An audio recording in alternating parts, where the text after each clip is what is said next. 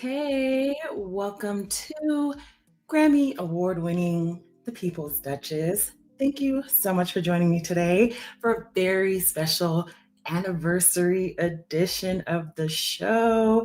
Hey, Ernie, thank you for being the first in the chat.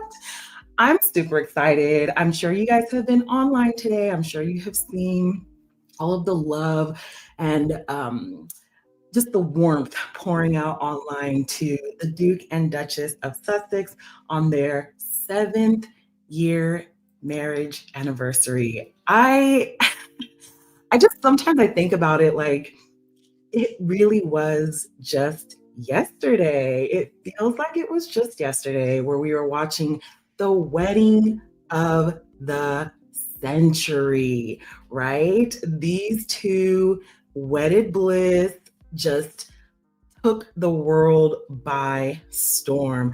I cannot believe that was 7 years ago. They've been together for like almost 10 years.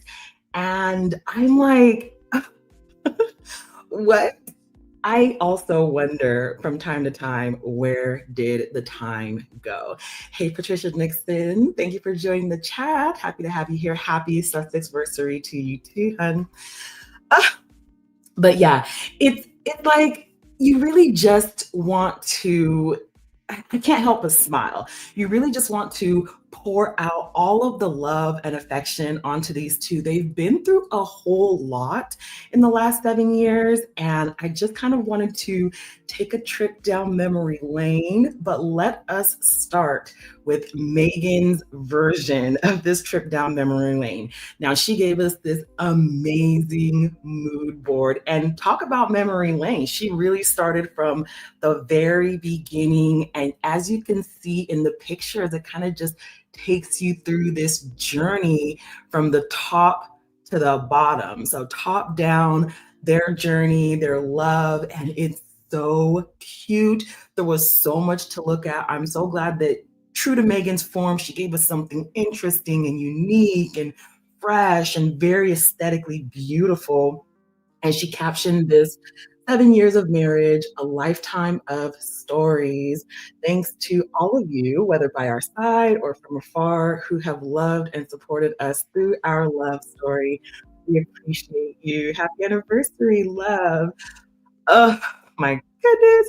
So the thing that I really love about this is even as she is highlighting their relationship, Meghan always has everyone in mind. She is so very mindful of her fans and her supporters. And I know she is very mindful of the squad. She knows we're going to be drinking this up.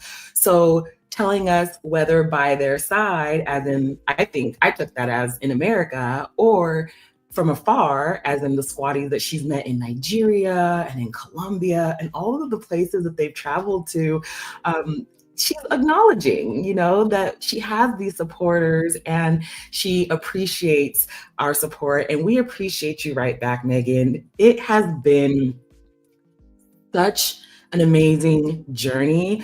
I personally started this page in 2018 because I was so inspired by a video that I saw when one of your classmates was talking about how she used to be bullied, and she brought this note that you wrote her, and it was this beautiful note of encouragement. You were telling her to, keep her head up and she's beautiful. And I just thought to myself, this is Meghan Markle, because I had watched Suits at the time, but I didn't know, you know what I mean? I wasn't like on the TIG really heavy like that. I was very much aware of her, but I wasn't as aware of her as far as her like personal life and how she was as a person. I just knew her as this really cute actress who has this really fun Instagram page.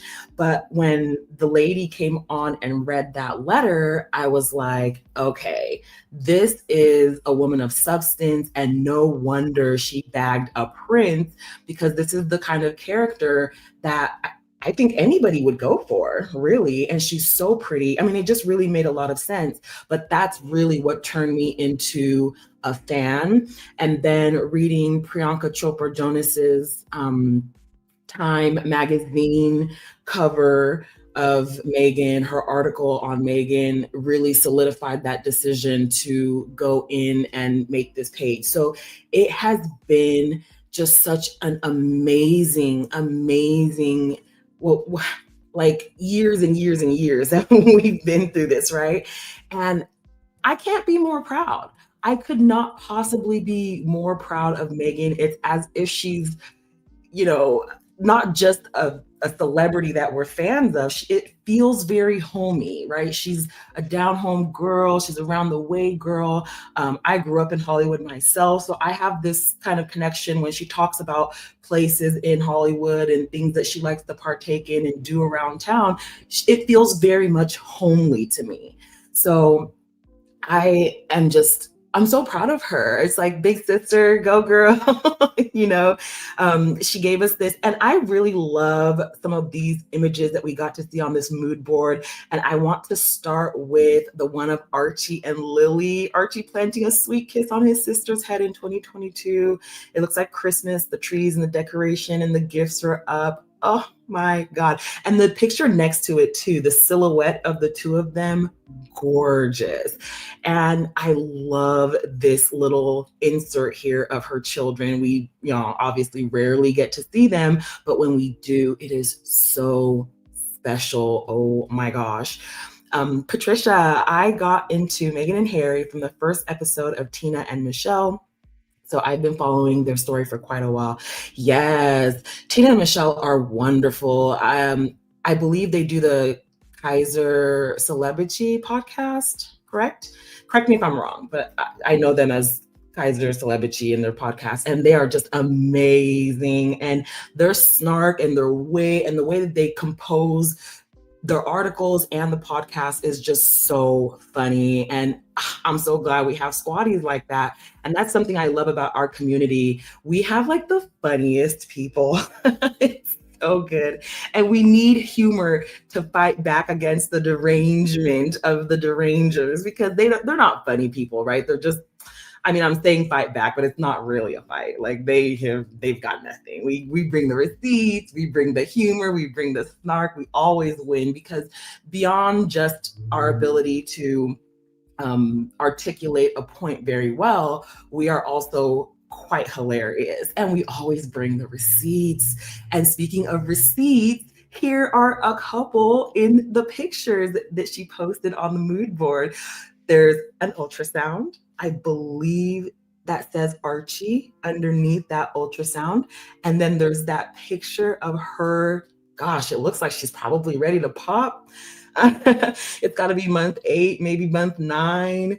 And she is just swollen and it's so beautiful. Her pregnancy picture with her belly out is just a receipt. It's a receipt. And I know that it was just a really fun moment in their journey, but for us squatties, we know that it doubles as a receipt for, again, the derangement of people who like to take away that element of motherhood and that element of pride in motherhood and pregnancy, and that, that beautiful time from women like Meghan, like Beyonce, women that they like to say had a surrogate or a prosthetic baby bump or some other nonsense like that. It's a receipt because, I mean, what else can you produce that backs up your point that perhaps Megan didn't have these children? So, yeah, it's just, oh my gosh, wonderful, absolutely wonderful to see. Patricia, I've never paid attention to Kaiser, so I don't know if T and M come over to their podcast occasionally. I know they stopped their podcast a couple or 3 years ago. I missed them. Okay, I could have sworn that was Kaiser. So Tina and Michelle have a different podcast? I'm so out of the loop. I'm sorry. I don't mean to be ignorant. Well, Kyleen, welcome to the chat. Thank you so much for joining us, hon. Happy Monday. Happy 7th anniversary, Prince Harry and Princess Meghan. Here, here. I've got my glass here. Hold on, let me clink it. I don't know if you guys can hear that, but I clinked it up against the mic. I got a glass of sparkling Martinelli's apple cider. Oh my gosh, I'm just going to be sipping it all day today on this stream. And speaking of this stream, if you would like to join our panel, the link is pinned to the chat. So I'm trying something new this time. I'm going to give anyone who'd like, well, any squatty who'd like, that is, the opportunity to come up to the panel and wish them well yourself. There's a vetting process to it. And so I've also attached the panel instructions below that, and you guys can definitely peep that. And if you would like to come on panel, you can now do so. It should be interesting. But yeah, no, so the collage also includes several pictures of them in and around their Montecito home, what looks like on vacation in various locations. This one with the mountains up here in the top right-hand corner is looking very, I don't know, Swiss Alps? Something like that. There's just so many beautiful pictures here. The one in front of the 2 palm trees, Meghan's in this white dress, gorgeous. I love this picture in the top left corner of, that should be Lilibet there. It looks a lot like Lilibet in that top left-hand corner because she's wearing that yellow dress that she did the pregnancy announcement with. So I'm pretty sure that's going to be Lilibet in the top left-hand corner. Yeah, Patricia. Yeah. The T&M were the originators of Success Squad. Yes. So it's just, we've come so far. We've come so far as a squad. And I could not be more proud of Harry and Meghan and their family and their character development, the character arc, the canon of their love story. Oh, my goodness. Meghan had some really sweet words for their anniversary, but I do want to start with the beginning. So I put together a little timeline, and I just kind of wanted to go over it. And again, if you would like to come up on panel, just let me know. So this is the beginning of their love story. And when I was watching this Netflix documentary, I just wanted to highlight the things that were important. So I feel like these are the bullet points as far as like, okay, July 3rd was their first date. And then Meghan mentioned going on back-to-back dates shortly thereafter, because I think, in my opinion, that they kind of fell in love instantly. I don't know that I believe in like love at first sight. I don't know that you could like love someone at first sight. I think what happens is you have this like chemical reaction to them. That's a mixture of instantaneously wanting to be with them and then protect them and then, nurture them and all of those feelings that you feel. You might feel that immediately. And I don't know if you want to call that love or not, but this is as close to it as you could possibly get. They were smitten.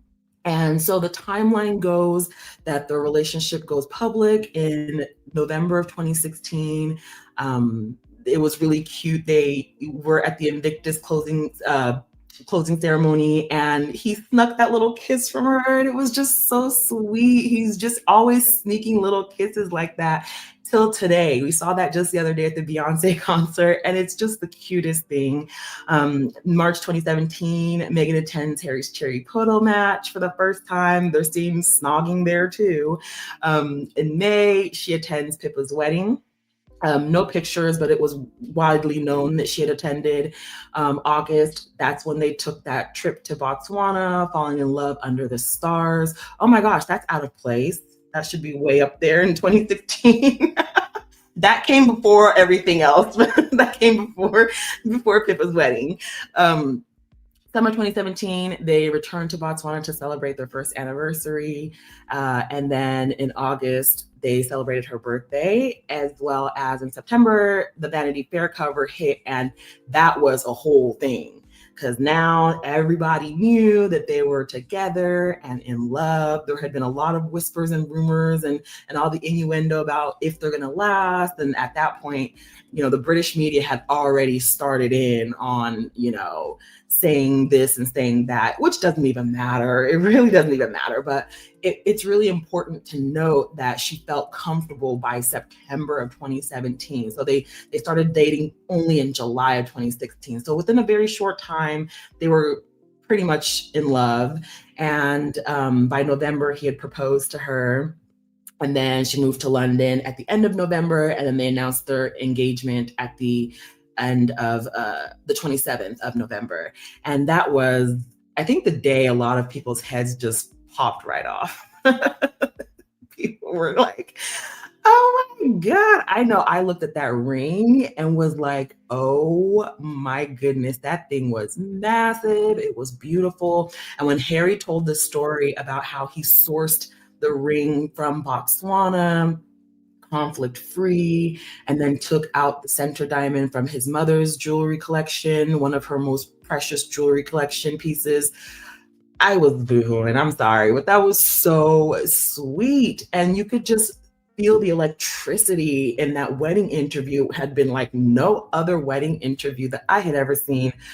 Okay, I'll say Fergie and Andrew's wedding interview was very notable, but not for the right reasons. Okay, they were weird. They were just giggly. I feel like they were probably had drank a little too much or smoked a little too much prior to that, because they were acting both so strangely. So that stuck out to me because they did not seem like they were taking any of it seriously. It was so weird. But okay, so aside from that, Harry and Meghan's wedding interview was the only wedding interview that seemed so genuine. There was so much love radiating. And Meghan, being a trained professional, she was like the first one that knew how to compose herself, what to say. She came off very strong, educated, beautiful, unlike any other royal bride. So it was so refreshing. It was instantly refreshing. And then obviously they get to the wedding of the century. And oh my gosh, I can't even with the wedding. It was so good. It was just like, I don't even know how to describe it. There was so much anticipation, right? Everyone was saying, oh, she's going to come out in some Hollywood dress. It's going to be this, it's going to be that. There was a lot of rumors that Dior had designed it. Oh, then it was, what was the other one that they had bet on? It was a British fashion house. Who's the one that Queen Elizabeth used to wear all the time? Was it Carol Walker?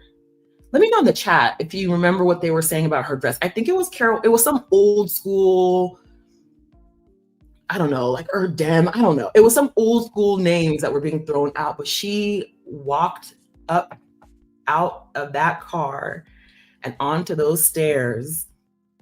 And let me tell y'all, shook everyone, including myself. I didn't know the designer. I didn't know who was going to be the designer for her dress, because by this time I had already known that Meghan was a woman of surprise and fashion and all the things. So all I knew was that there was going to be at least a studded belt somewhere. That's what I was banking on. I was banking on a studded bodice. I was banking on some rhinestones somewhere, some lace, other places. I was 100% sure we were going to get old glam Hollywood, dialed all the way up. And the only reason I thought that was because in Meghan's first gown choice, it was very minimal. And I thought this time around, she was going to do something very maximal, like at least just something with some beadwork going on. But no, she went even more minimal. And I could not believe it. I gasped when she stepped out of that car and instantly fell in love. This dress was love at first sight for me. It was just so perfect and stunning. And the bandeau, the Queen Mary's bandeau that she wore with it, the perfect accessory. I would have loved had she worn the Spencer tiara because of its symbolism, obviously. But I honestly think that this bandeau went with the dress more aesthetically. The Spencer tiara would have been beautiful for history's sake, for nostalgia's sake, and for, just a nod to the Spencer family's sake.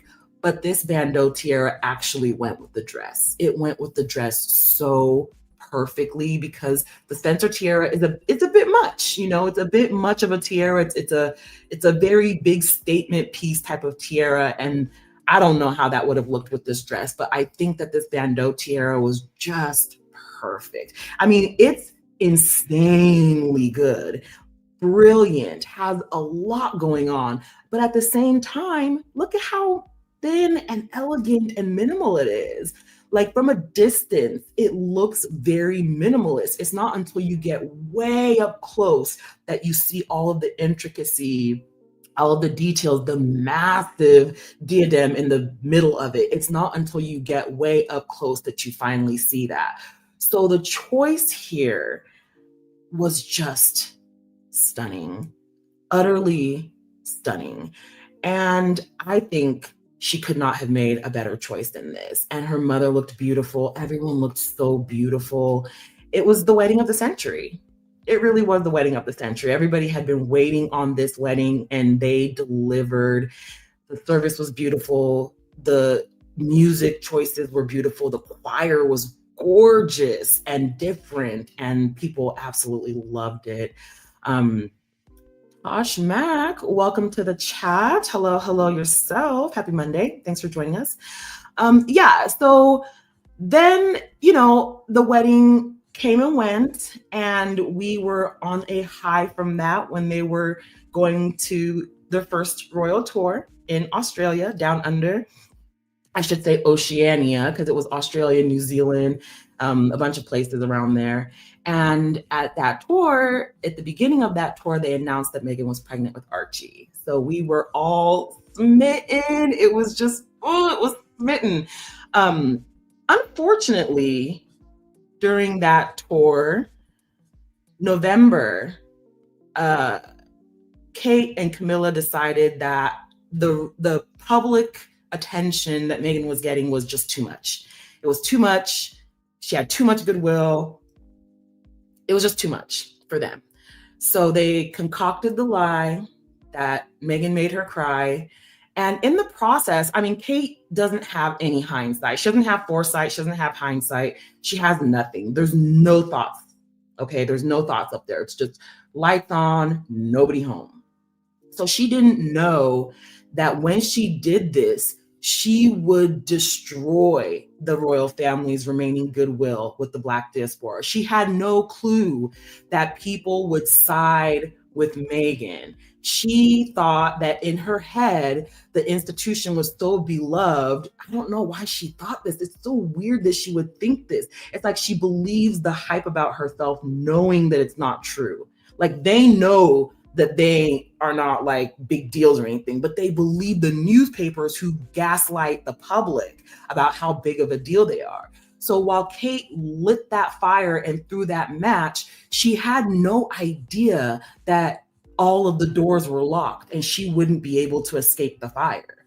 She couldn't jump out the window. There was no escape route for her. She just locks the door behind her, pours gasoline and throws the match, and then turns around. Oh my God, I can't. Oh my God, I'm burning inside the house. It's like she had no presence of mind and presence of thought. So she went ahead and destroyed the family's remaining goodwill and any hope of modernization. She destroyed that along with it. And then this is the event, this is the canon event that eventually triggered all of the subsequent events that led to present day, where she felt so cornered that she had to lie about having an illness, a life-threatening illness, just so people could get off her back. You know, cornered rat, trying to gnaw through the wall. The wall is solid cement. It's not plaster. She can't chew through it. So she's just cornered and really struggling to get out of the scenario that she's put herself in. And it's really sad that it had to get to that point. But here we are. That happened in November 2018. Patricia Nixon, I knew she wouldn't wear Diana's because one, how would that look with Meghan wearing it? And Catherine and Charles would have looked at that and his past would have smacked him in the face. Yeah, no, they would have definitely not allowed her to wear it. They made it seem like it was kind of like a last minute thing that she wore the bandeau because they wouldn't let her wear the other tiara. So, well, not that they wouldn't outright let her. They were doing some funny business, right? When she was trying to get the hair and the tiara fitting together to finalize the look, they were acting funny. They were not making those tiaras available to her, and they were keep telling her some excuses. So they were like, okay, F it. We'll just throw on Diana's, you know? And once that word got back, it was like, oh my God, no. We can't have her do that. So they played a very stupid hand. The games that they played around that tiara was very immature games. It didn't serve a purpose. It wasn't helping them in any which way, shape, or form. It just went to show how they don't really play like chess. They play checkers. They play chutes and ladders, really. I mean, they're playing Candyland when it comes to Meghan. They just don't know how to play a good hand. They just don't know what to do when it comes to a woman like Meghan. They've never dealt with intelligence. Everyone in this family are morons. And I'm not saying that to just be mean. You can objectively look at each and every one of their records. Edward, Sophie's careers, quote unquote careers, flops. Mike Tyndall had an okay career, I guess, but once he left rugby, what's he doing now? Flop podcasting. You know, no one has any intelligence. No one's been educated beyond what they need to appear smart in public. It's all just, they teach you in these boarding schools like Eton and stuff how to appear intelligent, but I don't believe that they're actually teaching you things, you know, English, math, history, arithmetic, to be educated. They're just telling you, oh, this is how you need to fool the public. This is what you need to say if you find yourself in this pickle or that pickle. Like, they're just telling you how to be a royal or a rich person. They're not giving you any information about anything because they expect you to have a good life anyway. So why would they sit there and educate you about things? So the royals, I don't think that they're actually educated. You're not going to convince me based on their track records that they actually know things. There's no history. There's no proof of that. There's no proof of intellect or knowledge there. So until I see that, I'm not buying it. Patricia, I believe Kate has had a mental. Yeah, she did. she had a mentee B, and that's what we discussed when that video came out in the first place. She totally had a mentee B. But that's, I'm not gonna feel sorry for that. You shot yourself in the foot there, and you should have thought about that first. But thankfully, that rumor did what it did. And at the end, I say thankfully, because if not for Kate doing that, being that stupid, we would not have all of this today. They'd still be there suffering under the weight of stupidness, the stupidity of the royal bubble and everyone. I mean, can you imagine? I know you guys have all worked with someone who was less than intelligent, but had a higher position than you somehow. And every day you talk to them, it's just like giving yourself an appendectomy with no anesthesia. Anyways, so it got to be a bit much.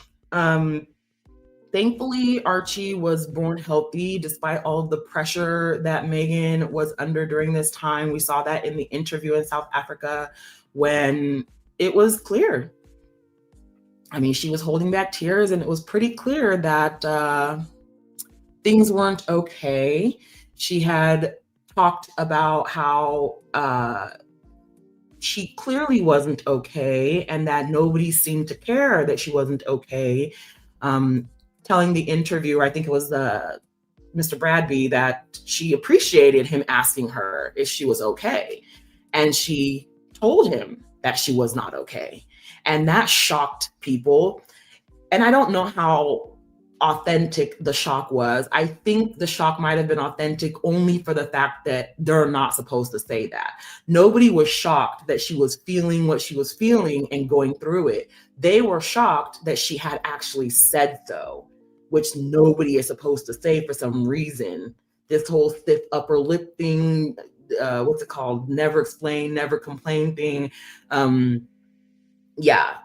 They expected her to maintain that even through all of the abuse that she was suffering, the death threats that she was suffering as a result of Kate lying to people that she made her cry.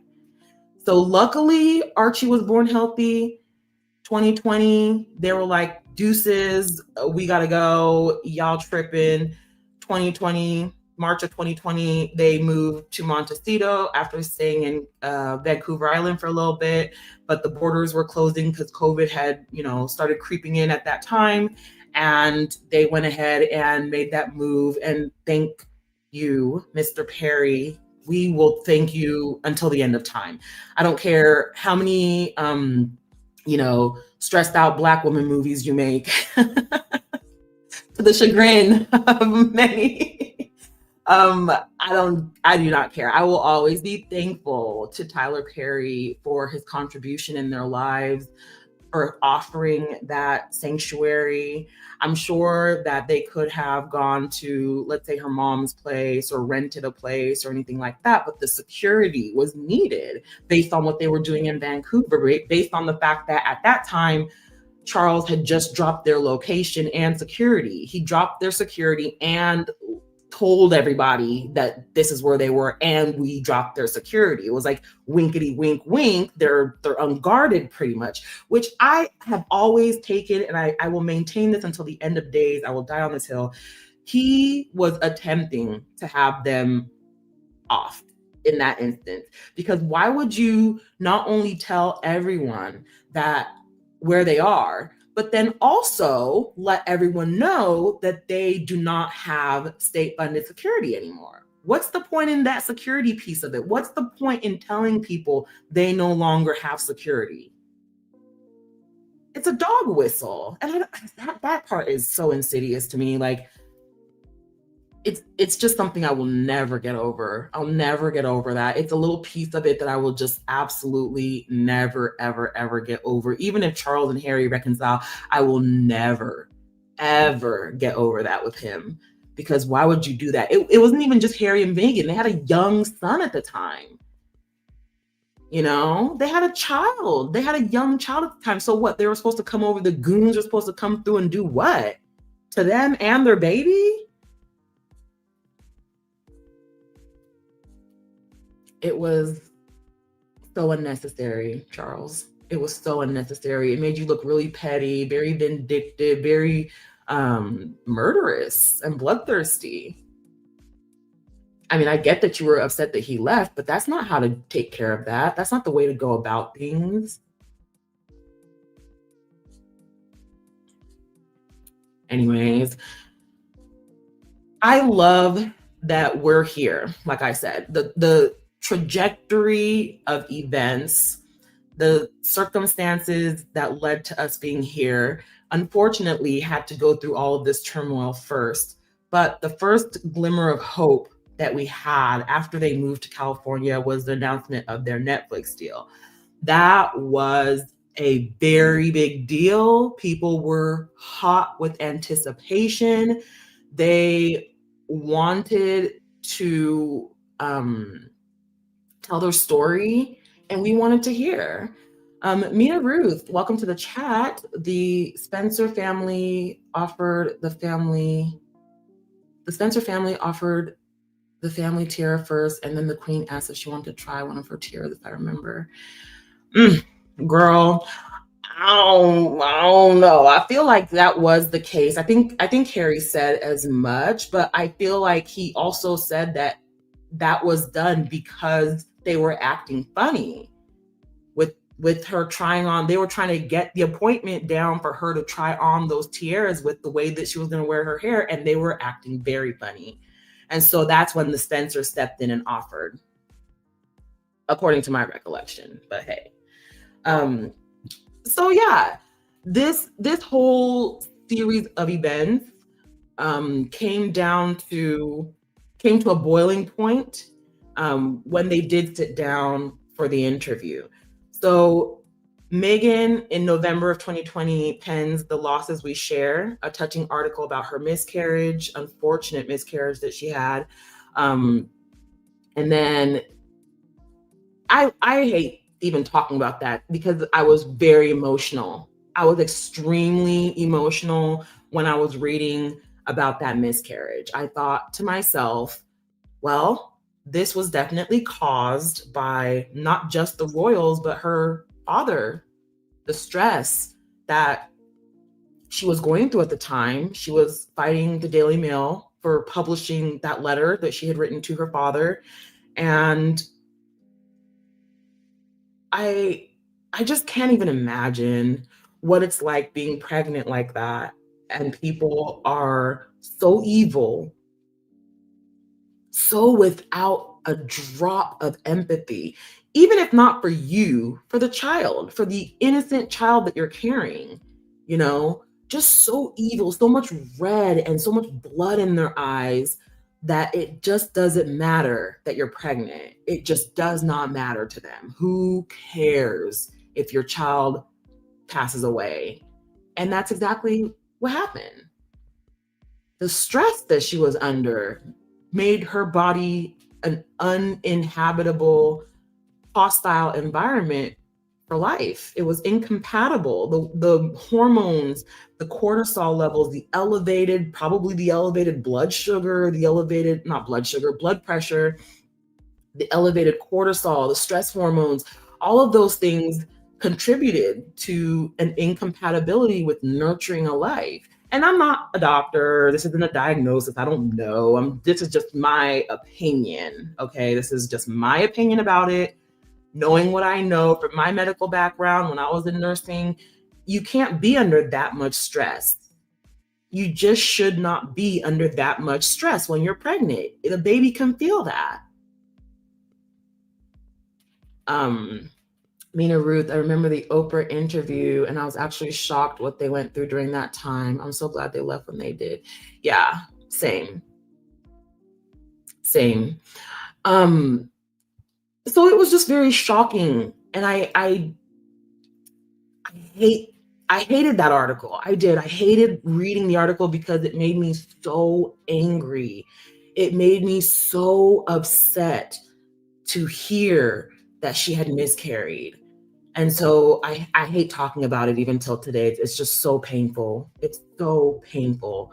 But with Harry by her side, they buried their baby and got help I imagine, got probably some grief counseling, I imagine, knowing Harry and Meghan and how in touch they are with their emotions and how in touch they are with, recognizing they have a lot of foresight and hindsight. So they knew that, they needed to pull together and stick together and help each other through that time. And they did.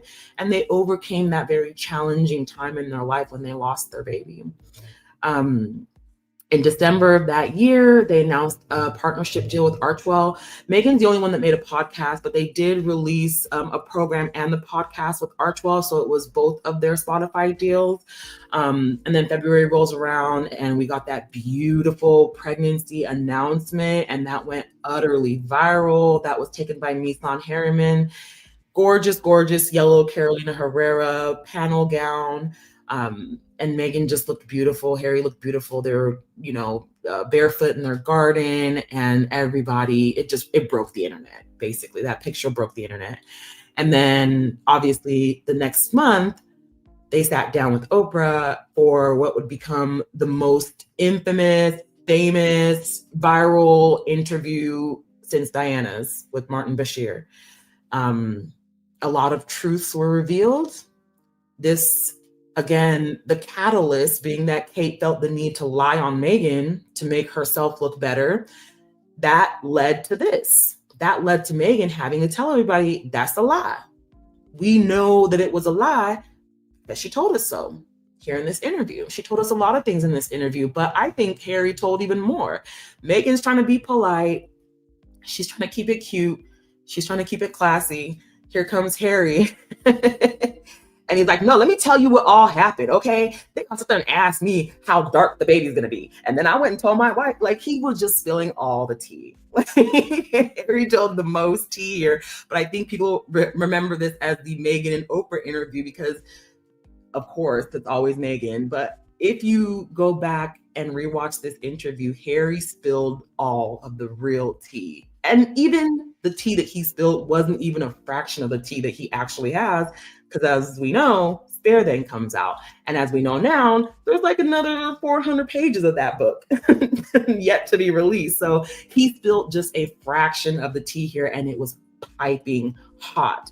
And of course, the royals tried to preempt this with bullying accusations, but couldn't produce a single receipt. So everybody just wrote it off as them being really childish, trying to salvage their reputation. They were definitely worried that she was going to say some things that she had seen. Because, the royals, they have so many skeletons. So I could only imagine how nervous and heart racing it was up until this interview to wonder what these two were going to say. If I were a royal and I were like, oh my God, knowing what I had done, knowing who I was, knowing the kind of skeletons in my closet as a royal, yeah, that would have scared me silly as well. So we then move to Meghan and Harry finding their stride. It's now 2021. They've been removed a full year. And, during this time, remember, the royals and the rags were trying to say that there was this like 1 year nonsense, this 1 year trial period. They were just making it up. They were making it up as they went along. There was no 1 year, nothing. They knew darn well Harry and Meghan, and especially Harry. Everyone keeps saying, oh, Meghan wouldn't go back. It's Harry that might come back. Harry's the one that would never, ever, ever go back. I want you guys to remember Harry, prior to Meghan, was treated poorly by that family. Charles had traded Harry's life for Camilla's at a very early age. And every other video or live stream on this channel for years, I've been wondering why they relegated Harry to Frogmore. I mean, even the lesser royals, and I don't mean lesser as human beings, I mean lesser as in their roles and in their placement to the throne, right? So like Beatrice and Eugenie, they lived at Bagshot. And even the Wessexes, they lived, I forget the name of the park, something park that the Wessexes lived in, these huge palatial homes. And even the royals who were single. I remember an article I read a while back about Zara's apartment in like I don't know if it was Kensington Palace or whatever, but it was a palatial, big old apartment prior to her getting married. So it didn't make any sense to me why only Harry, who was literally third in line to the throne at the time, was relegated to this like shack. So when people say that like, oh, Meghan came along and then that's when, da da da, no. Meghan came along and gave Harry the out that he had been looking for probably his entire life. And that's just the simple fact of the matter. He was able to leave the way he left and able to stay gone because he has a woman like Meghan. In fact, because he has Meghan. If she had been a regular person without the connections that she has, I'm not sure that Tyler Perry would have gotten involved. I'm not sure who else would have gotten involved. But because Meghan's Hollywood roots run so deep, because she is connected by 1 degree of separation or maybe 2 degrees of separation at the very most to some of the most powerful people in the world, forget about Hollywood, in the world, via her UN work, she was the avenue, she was the vehicle that allowed them and allowed Harry in particular to realize their full potential in America. And I think that Harry being the one that would never go back makes more sense because he knows what his family put him through. Things that we don't know at all, things I'm hoping that he puts out in Spare Volume 2, because I want a definitive answer. I think I know why they did that to him. Obviously, my opinion is that Charles traded his well-being and his life and even the financial, taking care of him for Camilla. I think he rerouted as much to Camilla as possible and gave Harry whatever scraps were left, including relegating him to servants' quarters. So that had been going on Harry's entire life. And I really want just that clarity in Spare Volume 2. I just want the clarity. Just, Harry, please tell us why they did you like that. Please tell us the full story. So anyways, June 2021, their baby Lilibet is born. Oh my gosh, and she's absolutely stunning. 2022, June, they go back to the UK for the first time since they left. The Queen gives Harry and Meghan their own private entryway. Meghan is wearing this bespoke grayish Dior trench with the oversized collar and matching hat and shoes and gloves. Her Snowstorm Burks earrings. This outfit breaks the internet into pieces, blows it up into smithereens. People were trying to identify the color only to find out that they created the color for her.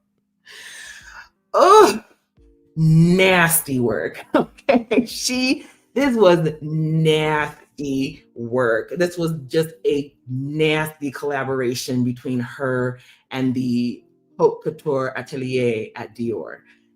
Just stunning, okay? Everything about this look took our breaths away. She just looked utterly perfect. The oversized collar trips me up every time because I've seen this collar now be replicated so many times in this royal family. Like I've seen this trench dress and this collar try to be replicated so many times, to no avail, of course, but oh my God, this is one of my favorite outfits that she has ever worn. But the fact that they got their private entrance at the Jubilee really spoke volumes about Queen Elizabeth's continued care for Harry and Meghan. She put out a statement and said that they still need security. She said that they were still very much loved members of her family. It was clear that Queen Elizabeth still loved her favorite grandchild, Harry. So she made that known at her Jubilee. After the Jubilee, September rolls around, unfortunately, or fortunately, however do you see it, she passes away. They return to the United Kingdom for her funeral. Meghan again shows up in this stunning black caped gown. She wears the black version of this hat. And again, viral. And this time, she not only goes viral for her attire, but she also goes viral for the way she carried herself. She carried herself very beautifully, and people took note of that. She carried herself with her head held high. She had this really mean strut that was also quite appropriate, but very strong. She has a mean strut, anyways. Meghan's always had a very mean catwalk, but her funeral walk was just very deliberate, poised, head up, shoulders back. The way that the hat just kind of like went over her eyes in some of those pictures. Check out my video, The Return of the Jedi, named especially for that purpose. She came in there like Luke Skywalker in all black. It was just a moment. It was a whole moment. Mina, that part, and also in my personal opinion, Petty Charles never wanted Harry, and also Prince Harry is too much like his mama, and that's why as well. Yes, yes. There is something to be said, and there are published articles about parents who dislike their children based on the fact that they resemble not only physically but emotionally the parent that they divorced or separated from. Absolutely. Charles did not like Harry at all. I don't think he liked William either, but he put up with William because William is the heir. In my opinion, he saw that shock of red hair. And I think I remember an article, or not an article, a video from way back when Harry was born. And he made the comment that, oh God, he has red hair. Like, what that mean? You know, like, wait, hold on. What that mean? Why you saying like that? Like, it didn't make any sense to me, but you could tell from the minute Harry was born and he saw that shock of red hair. Remember, he was with Diana's sister first, Lady Jane, and she had that shock of red hair. And I am 100% certain when Charles saw that shock of red hair, he was thinking, dang it, now I gotta see this woman the rest of my life. He thought immediately to Diana's sister. And that was probably the very first seed that was planted in him, that he is not going to get along with this son of his with the red hair. And so Harry never really had a chance. Harry never had a chance. As far as I'm concerned, he just, from the minute he was born, his father showed disdain. This is allegedly, of course, this is tea.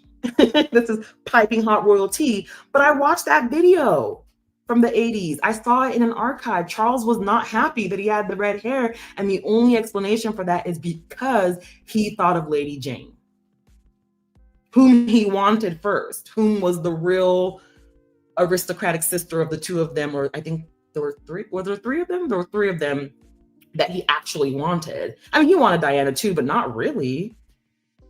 Not really. They kind of forced her on him, right? Guiane, welcome to the chat. Happy Monday. Thank you so much. Thank you for joining us for this lovely Sussex anniversary. So yeah, I really don't think that Henrold had a chance from day one. He was kind of just doomed, kind of, I mean, obviously privileged and everything, but his father was just not effing with him from day one. So after their funeral, they had their Netflix documentary that aired.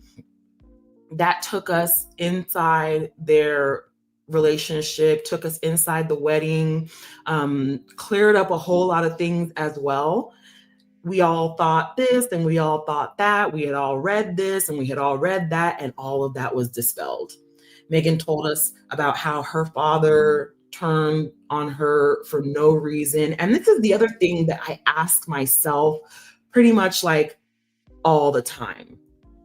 I ask myself, why would her dad, who is media savvy, who has worked in Hollywood, who knows what it's like to rub shoulders with the rich and the famous, why would he turn on her now instead of way down the line when he had already gotten into those upper echelons of the royal family? Why wouldn't he just walk her down the aisle, meet the future king of England, rub shoulders, make a couple contacts there, and then do the nefarious? Like, I'm not saying that would have been better, but what was the point of turning on her before the wedding? And then he just got iced out, and then he's ended up with nothing. He's down in the Philippines with some lady boys. I mean, how your life could have been so much different had you just played it more intelligently than you did. It didn't until today. I just don't understand why he did that. And then when he did that, the timing was crazy bad. It made no sense. Miss September, welcome to the chat. Happy Monday. Thank you so much for joining us. Let's see here. It's funny though, Diana said she was supposed to be a boy and Charles wanted a girl and got Harry. Such parallel lives, Diana and Harry. Yeah. Yeah. I don't know about that. I don't know about that. I don't know that would be the reason why you would hate your own child. And especially because he said that comment about the red hair. Because even if it was a girl, she would have had red hair. I don't know. Meghan's dad is greedy for money. But see, that's what I mean, though. He would have gotten the money had he just kept it cool. You know what I mean? Like, had he just played the right game, he would have gotten the money. If you're greedy for money, going to the Daily Mail and all these like failed tabloids, that's not how you get the money. They don't have any money to give anybody. Whatever they paid him clearly wasn't enough. Clearly it wasn't enough. So yeah, he's money hungry, but that was not the way to go about getting the money. He should have thought to himself, okay, my daughter's about to marry into the richest family in the world, one of the richest families in the world. I'm going to get the money there. I'm going to go there, mingle where I need to, and get the money. That's where the payday is. Do you guys know what do you understand? Like, do you agree? That's where he would have gotten paid. Had he been able to sidle up to some of those folks at the Ascot and all those other places, that's where the money would have come in. He could have done some deals. He could have, mingled and gotten what he needed to get and then dipped, if anything. I feel like it was just a smarter strategy to have just gone about it that way. I don't understand where he saw money in doing these interviews against her. They're paying like $2 and a pair of shoes per interview. So how was he supposed to get rich off of these interviews? And we know how much they pay for those interviews because Victoria Arbiter then told us. She said that they gave her, 300 pounds? She lost her entire career for a check for 300 pounds. 300 pounds. That was all it took. So if they're paying someone like Victoria Arbiter 300 pounds for an interview, they're not paying Thomas Markle much more. They're not paying him anything. Maybe a couple $100 from time to time, but I don't see how that would have amounted to a fortune. How did he think that he was going to get paid doing that versus being in the royal circles? I don't know. It was a stupid game plan for me. Miss September, you should listen to the OG Sussex Squad, Tina and Michelle. They are the ones who spotted how they treated Meghan. Yeah, and we were talking about Tina and Michelle a little bit earlier, and I'll revisit them because I do want to hear what they had to say about this. But yeah, I feel like it's just all so ridiculous. It's just such a ridiculous nonsense during this time. Hey, Karen, welcome to the chat. Happy Monday, and thank you so much for joining us. What do you think it was? Maybe a woman. Well, we know that that lady from the Daily Mail came over, like moved in next door to him in Mexico. But again, my response to that would have been, oh, yeah, okay, yeah, no, I have nothing but good things to say, yada, yada, yada, gotten in with her at the Daily Mail. You know what I mean? Gotten in on the good end and then still smoothly coasted into the royal circles that way. The way that he turned on her was strange to me because the timing was such that he had not yet made the money. That's the thing about it. If you're looking for money, that was not the way to make the money. The money was to be made inside the royal circles, not outside looking in. Patricia, he was just supposed to ruin the wedding. Then he was to become persona non grata, but that plan didn't work and they were stuck with him. Yeah, yeah, yeah. No, I feel like they were told, well, that's their plan. That's their MO, right? They use you up, squeeze all the information they can out of you, and then discard you. That's their MO. They don't actually care. They're not really paying attention to anything else in your life. That is how they operate. But it's just so weird to me that a person like him, with his training, with his knowledge, with his insight, he's not some dumb guy that doesn't know a thing about a thing. He's the smart man. And he should have known that walking Meghan down the aisle would have catapulted him to levels he had not yet seen in his life. That alone, had he even just walked her down the aisle and not made a whole goon of himself, had he at least just walked her down the aisle, that would have cemented him in a certain status that he had never seen in his life. So I don't understand why he would choose to instead ruin the wedding. That's the part that I don't get. What happened to him that all of a sudden he went from loving and doting father to let me go ahead and ruin my daughter's wedding? It couldn't possibly just be jealousy. Why would you be jealous of your daughter? And even if it was jealousy, again, why aren't you using your head and thinking to yourself, okay, let me get a little bit of money out of this first and then do whatever I need to do to get away? I don't know. Doesn't make any sense. Hey, Kathy, welcome to the chat. Thanks for joining us. So anyways, all the kerfuffle and the shenanigans aside, December 2022, the documentary airs. Meghan told us everything that happened between her and her father. And she didn't know why he did that. So we don't know why he did that. And that's the question that I'm asking. Why would he still do that? That's so dumb. Whatever. The documentary is released to critical acclaim, as is Spare, that is then released in 2023. And Spare was hot. It was piping hot, y'all. We couldn't wait to get our hands on Spare. We couldn't wait to get our hands on Spare. Harry was looking all kinds of good on that cover, just serving face and tea. Crumpets too. It was delicious and very well written. There were rumors that he would win a Grammy for the audiobook. It was a time. You just had to be there. Later on that year, he was, I think it was on the Dax Shepard podcast. I could be wrong. Correct me if I'm wrong.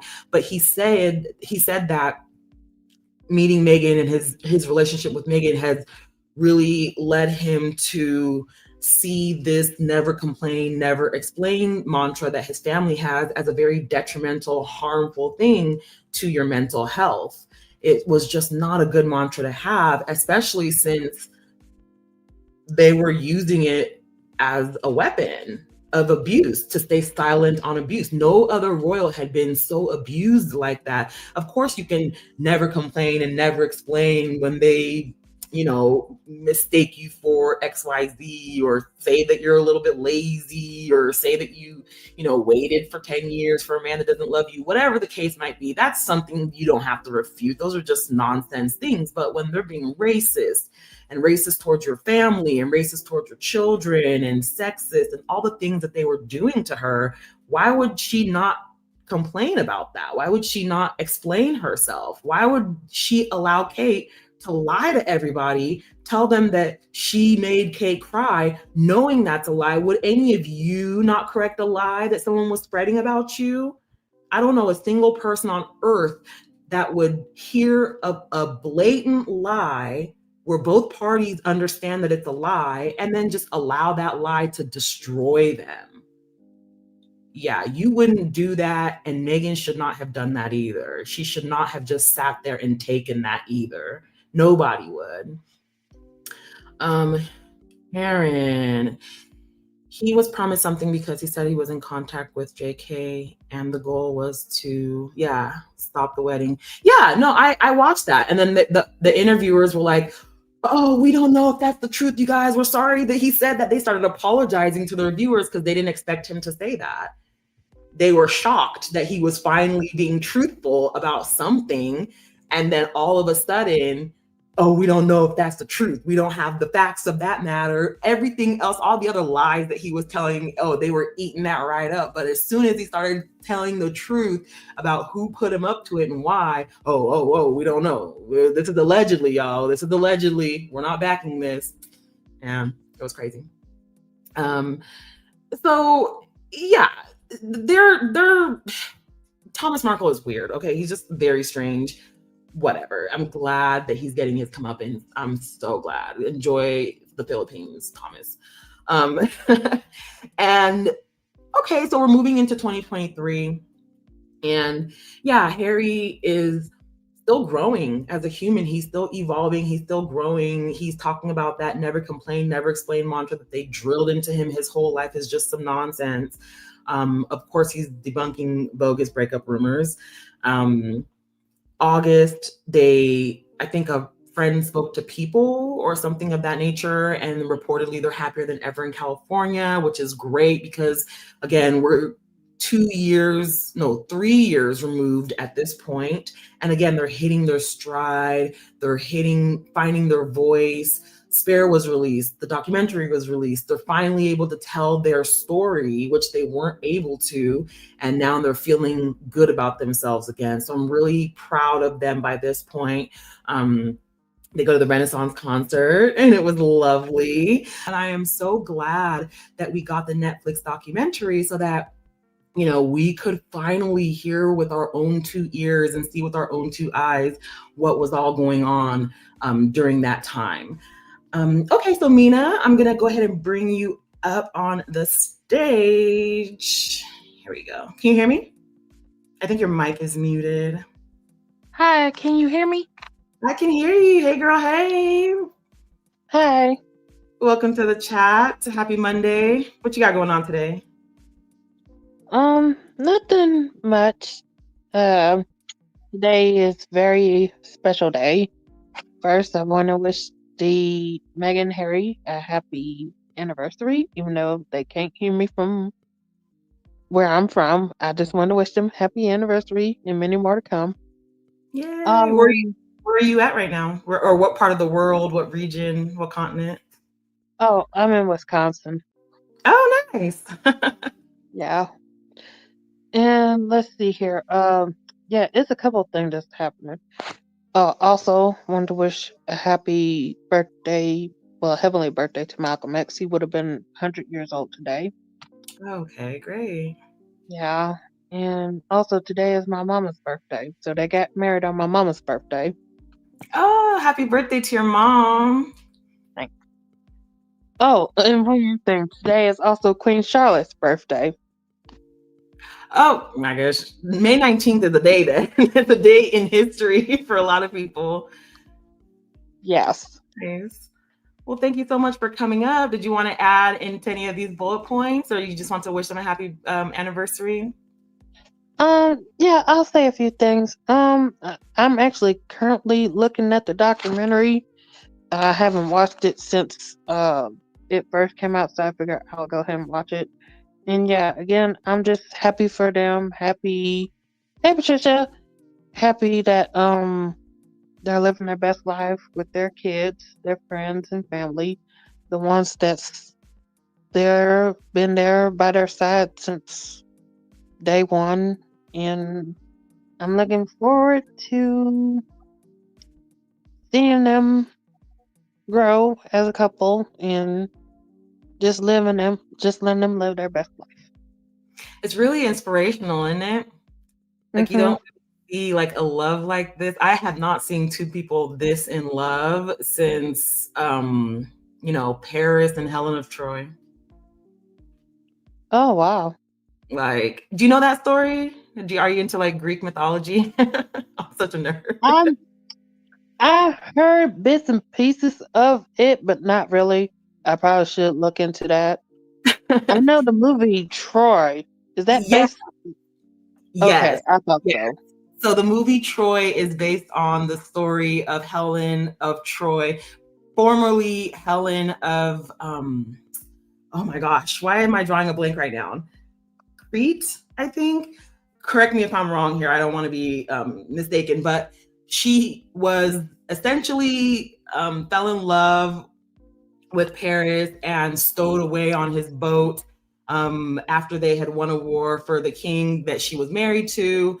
She left with him, and then he followed her, and she's uh, credited for having started the Trojan War. So basically, her beauty is what they say caused this like massive war of the century back then, and it's not as horrible as it sounds, but I mean by that is just like they were so in love that he was willing to like give up everything for her, So and he did. So it's kind of like a bittersweet love story, and it equates, I think, a lot to Harry and Meghan because obviously she gave up everything for him, and then he turned around and gave up everything for her too. So, Mhm. but Yeah, I probably have to look more into that. I just sort of knew about the Trojan War. I just didn't know like the full story. Maybe like bits and pieces of it though. yeah, no worries. Well, thank you so much for your input. I really appreciate you, coming up and wishing the Sussexes a happy anniversary. And again, happy birthday to your Mhm. mom. I hope you guys are doing something wonderful for the day or maybe on the weekend. Did you celebrate it this weekend or are you going to celebrate it this upcoming weekend? Well, we're celebrating it today because this is her actual birthday today. Okay, Yeah. awesome. Well, thank you again, Mina. Hope you have a wonderful rest of your day. You too. Thanks for having me. Thanks. Bye. Bye bye. Okay, TNO with the facts. Thank you. Helen of Sparta. Yes. Yes. She leaves Sparta for Troy, stowed away on the boat.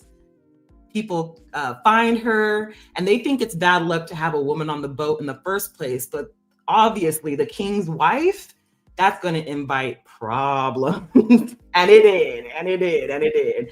But that's one of my favorite love stories because it's just like, it's just such a great movie. I mean, who doesn't love Brad Pitt? Hello, Orlando Bloom. Hello. Like that movie was amazing. But yes, thank you so much, Tiano, for that. Helen of Sparta, aka Helen of Troy. So yeah, just a romance for the ages. And so we're getting into 2024 where love wins has become a mantra. Meghan had said it at the end of that Netflix, at the end of her reading her wedding speech on the Netflix documentary. And so we had adopted it naturally. So end of 2023, they go on this trip to Portugal. Then they released a Christmas card that goes viral again. January of 2024, they attend the One Love premiere in Jamaica. They looked so good. Meghan once again breaks the internet in that amazing, beautiful ensemble she had on. I can't remember the designer. Who was the designer? I'm pretty sure it was Givenchy. It was like a skirt, like a ballroom skirt, full ballroom skirt, and a spaghetti strap shirt with minimal earrings. Just beautiful, absolutely style stunning. Hair in a sleek back, signature low bun, gorgeous. And the body language here, anytime you're in Jamaica, obviously it's just immediately going to be a romantic getaway, no matter what you're doing, which they were going to a movie premiere. But when you're in Jamaica, it is a romantic getaway, and the romance was romancing for sure. They looked so good. I remember Tracy James Robbins also looked amazing on the red carpet. You can tell they did a spa day and everything. The skin was glistening. Everything was just whew, stunning. Um, Later on that year, February, they went to Whistler for the Invictus Games preparations. March of that year, she goes to South by Southwest, talks about the difficulties that she had being bullied online, being trolled online, and how she overcame those difficulties. This is where she shouts out Harry for being a supportive husband, really helping her through some of those very dark times that she had. And obviously, they enjoyed a Southern barbecue date night afterwards. Cookies and Cream, welcome to the chat. Happy Monday. So glad you joined us for this lovely Sussex bursary. So yeah, they had a good time at South by Southwest. Meghan did some very important conversational work on that panel with Katie Couric. What's the other lady's name with the eyebrows? Brooke Shields. A panel of very dedicated and interesting women talking about matters near and dear to them, and especially Meghan talking about online safety and harassment and bullying online. This, I think, was the catalyst, not the catalyst, but one of the main points that they were making, because they have some initiatives that they were working with Archwell Parents Network and that they eventually took to Columbia. And I am really excited to see the outcome of those initiatives. I would love to see legislation passed as a result of those initiatives. It's really important. This conversation at South by Southwest was extremely important. TNO, Carolina Herrera, according to Google. Yes, Herrera, her go-to. Of course, it's Herrera. Thank you for that, TNO. Miss September, I love the song at the end of Harry and Meghan, Nancy Wilson. I bet they played music in their home all the time. Yeah.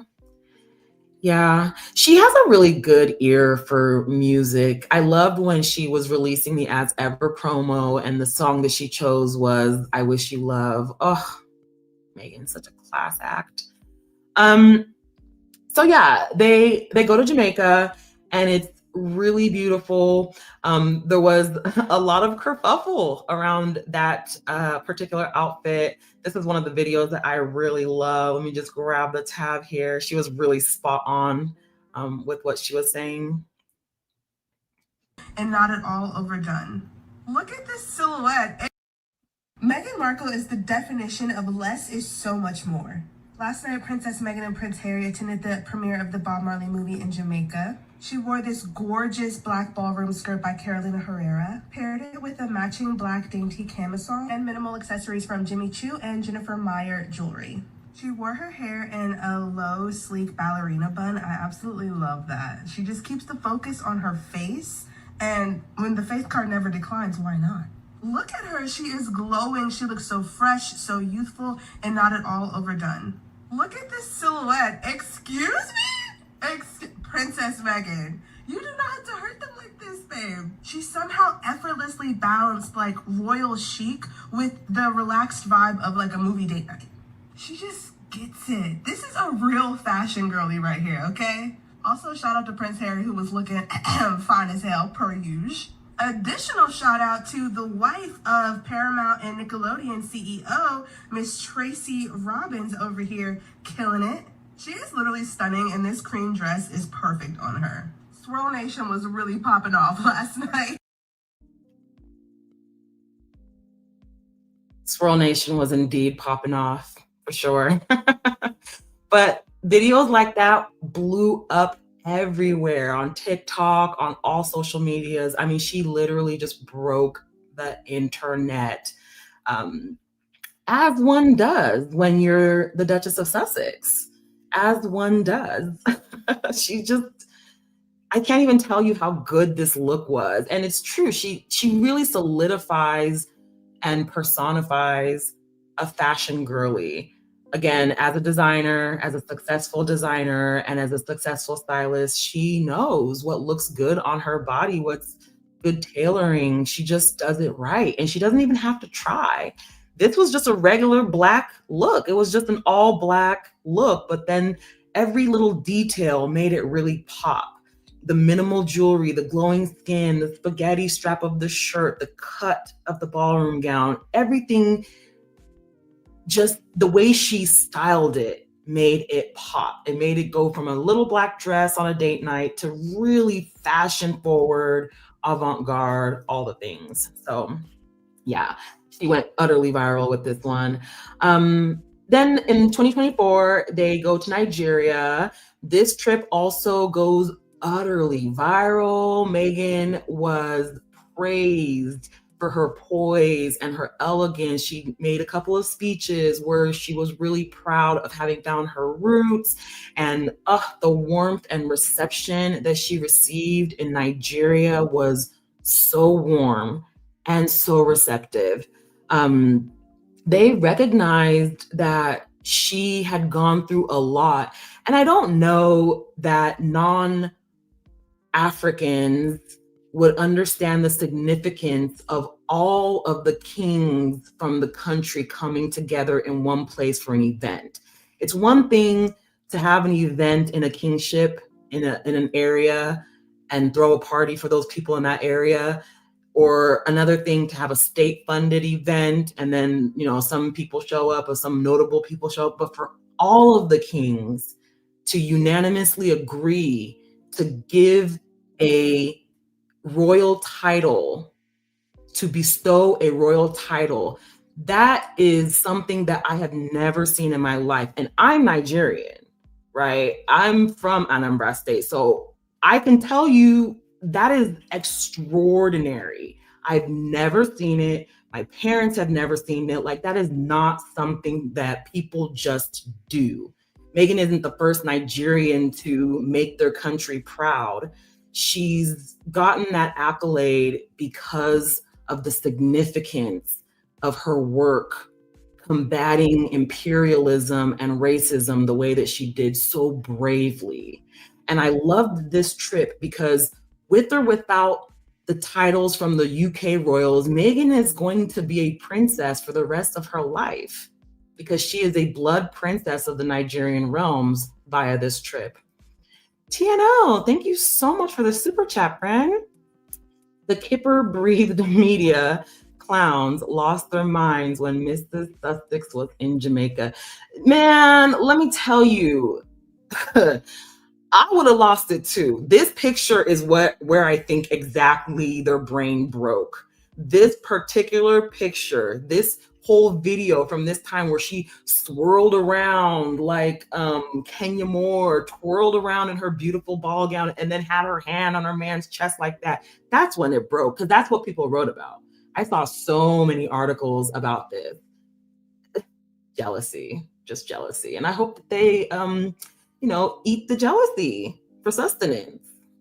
Lord knows groceries are a tad high over there with the increase in royal donations. So hopefully the feelings of anger and jealousy, they can just throw that in between two slices of bread and sustain themselves on that. I still get choked up with their ceremony with the four kings. I mean, that was a moment. Honestly, that was just the moment. That was, for me, the defining moment of 2024 for them.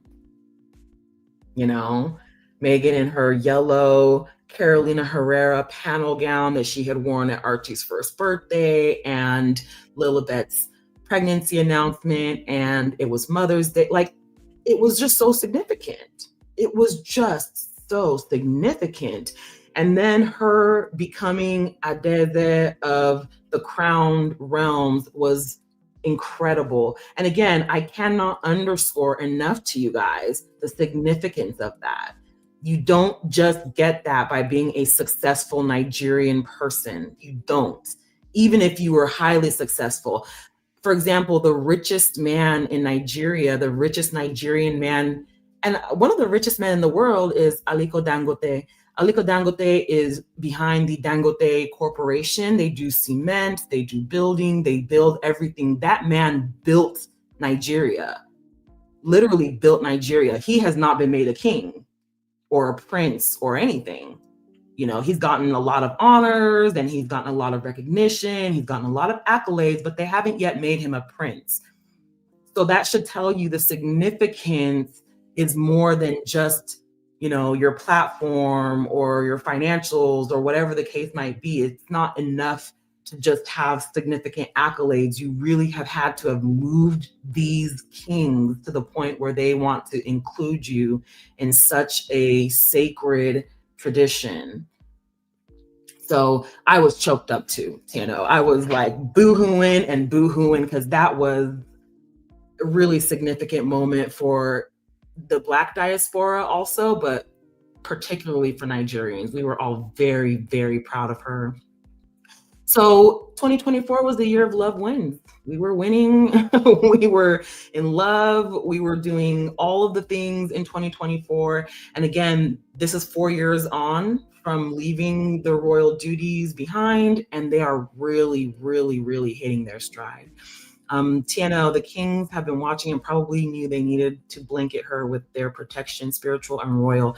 Absolutely.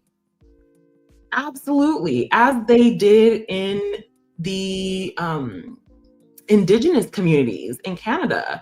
They literally blanketed her. That blanket that they gave Meghan, the sash that they gave her emblazoned with her royal title, that was a protection. That was a spiritual protection cover. It wasn't just a sash.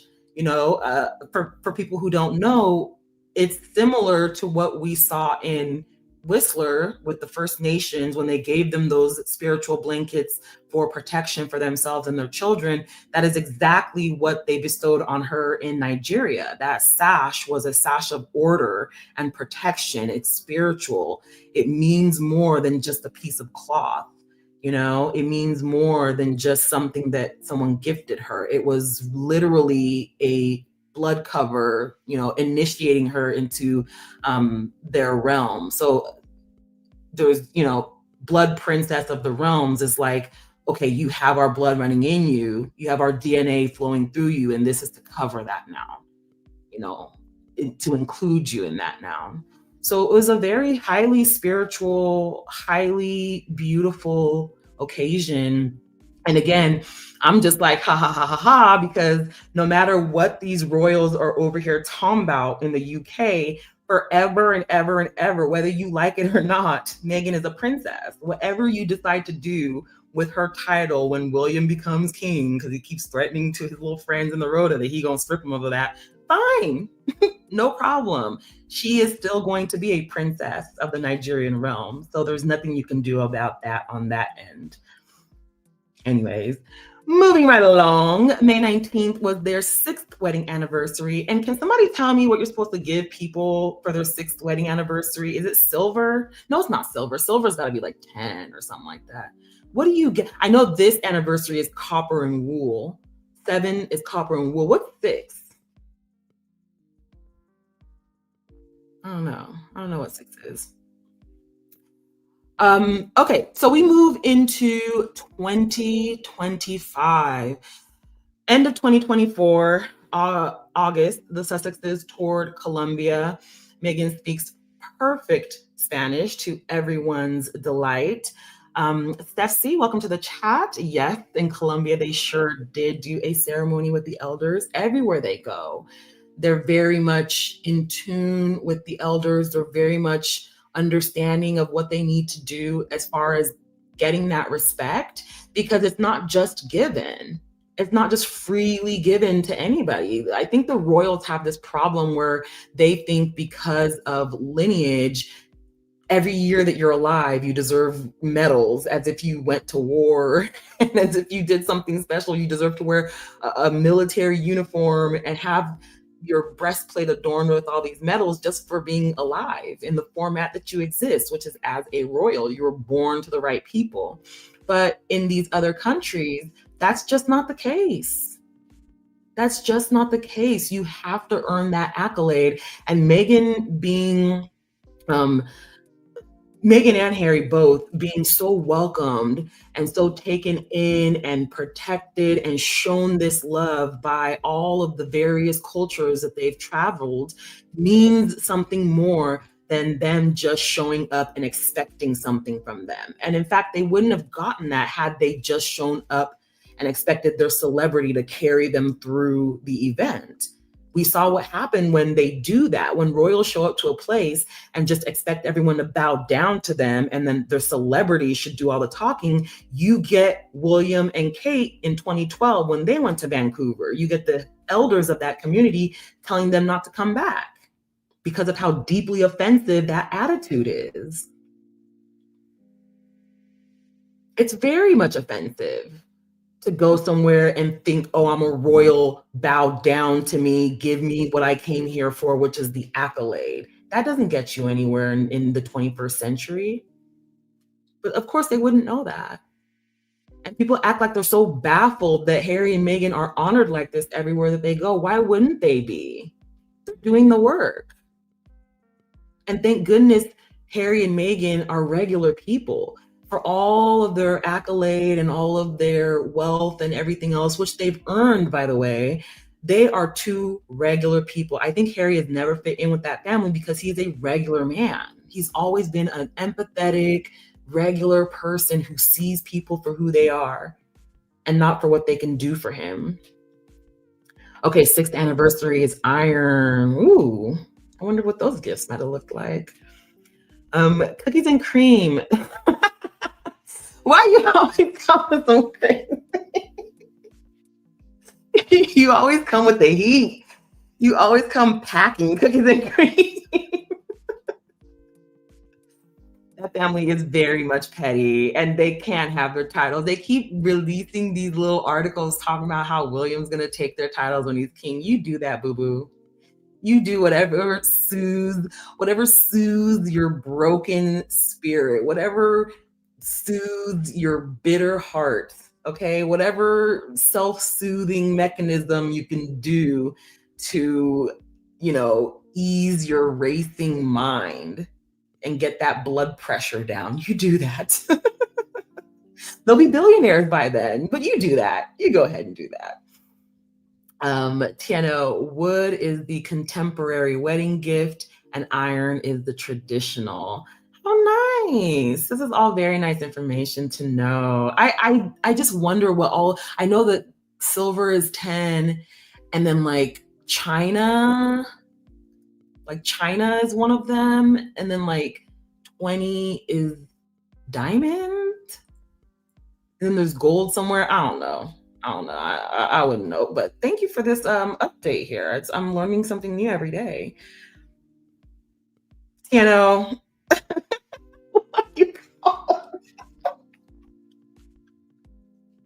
can't show that. I'll get banned. They're gonna shut my live stream down. Put that up here.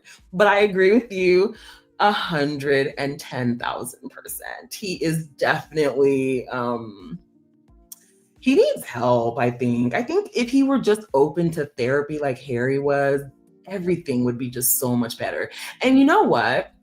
I think in general, look, I'm not saying that he is, right? I'm not saying that Bill is in fact this way. All I'm saying is that I think the world would be such a much better place if men just allowed themselves to be openly gay again. That's all I'm saying. I'm not saying anything. I'm not making any correlations here.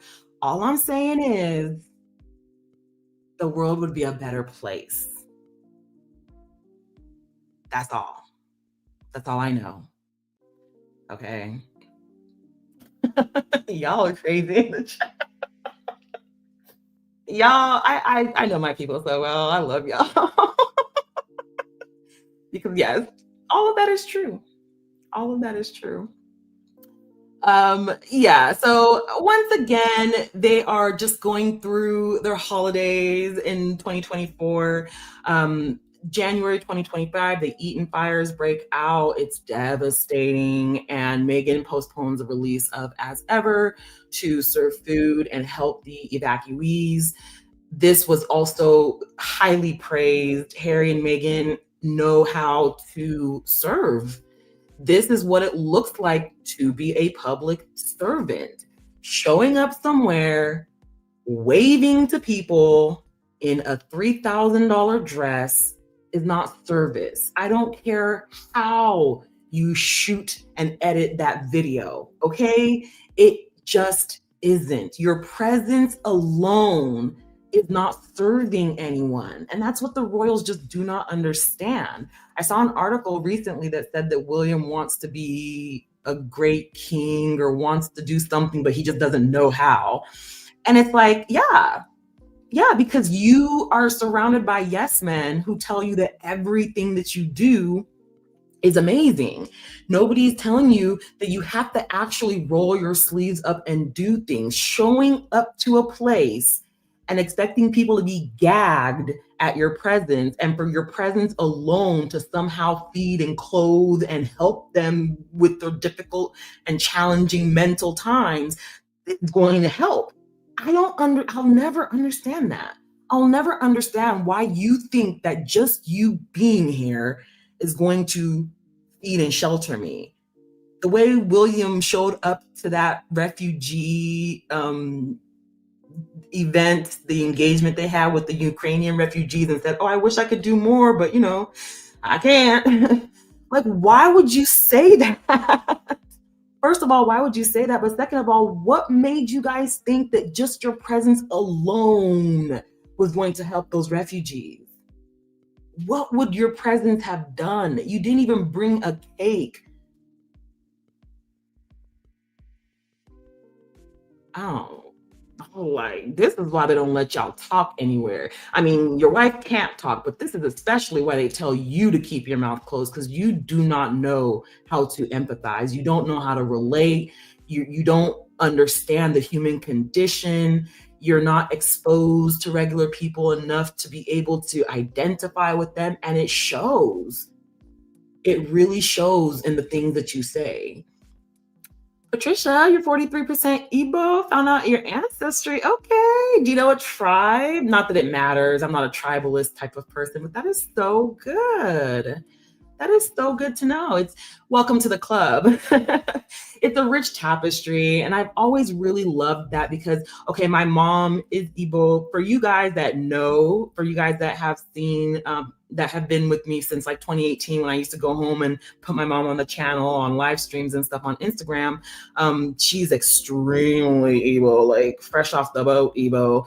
And then my dad is a very dark, indigenous Aboriginal Canadian man. So, and then I myself have been living in America and I'm a naturalized American citizen. So like I have this rich tapestry of Black to pull from. I have all of these sides of it, whether it's Igbo, going to Nigeria, getting in touch with my roots there, enjoying and soaking up all that culture, whether it's the Aboriginal traditional culture of my father's side of the family or the Black American culture that I thoroughly enjoy. Any day of the week, any lifetime that I am reincarnated in, I want to come back as a Black woman because my experience moving through life as a Black woman with the types of cultures that I have available to me has been an honor. It has really been an honor. And I am just so grateful that Meghan found her ancestry and how we embraced her.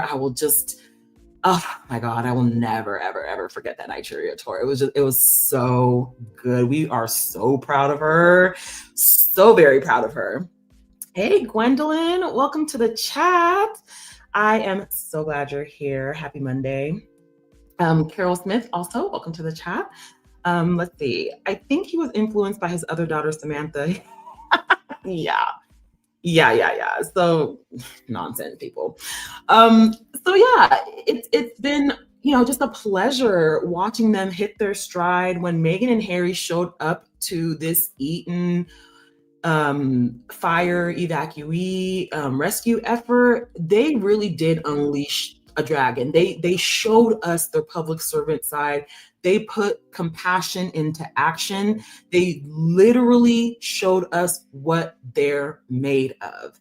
They took in people who were affected by this fire, friends who were affected by this fire. She postponed a show for a couple of months to make sure that she was able to very thoroughly do everything that she could.